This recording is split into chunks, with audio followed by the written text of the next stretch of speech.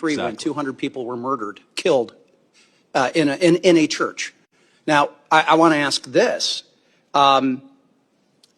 So one question was, did things improve? I think the answer is no on that. Here's the question. Proportionally, do we see Christians killing Muslims in Christian areas of Nigeria the way that we are seeing radicalized Islamists killing Christians in Muslim areas of Nigeria? What I can tell you, Representative Huizenga, is that Christians are disproportionately targeted based on their population. Exactly. And by the way, for those that you can't pick up with the microphones, there's audible yeses behind you. Again, the people that are watching who are nodding their heads. Why? Because they have lived this. Their families have lived this.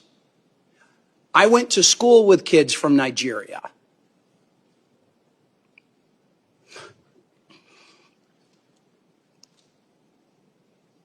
I've got neighbors who've been missionaries there, who have family there, who have friends there, who know this is going on. Yet we've got not just the mass media, we got people within the Congress denying that this is happening, or certainly de-emphasizing it.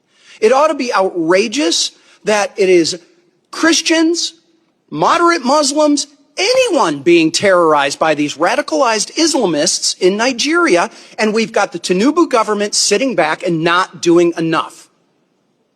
And I recently just was interviewed by Nigerian television, Arise TV, and that was really their question. Is the Tinubu government doing enough? And I had to answer, no, they are not.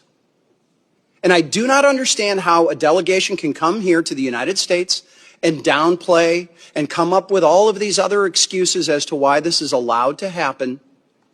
It should be rejected and should be called out for what it is. And I've got a couple of other questions that my time has expired that I'm going to have to go and ask for them in written responses. But one of them I need to highlight is in Benue State, there's 1.4 million people who are considered internally displaced. Understanding that the administration has supported refugee assistance in dozens of other countries since taking office, what humanitarian assistance support are you providing or plan to provide to the IDPs in Benue and Taraba states, where many of those Christian communities reside? And I'll have to take the answer in writing.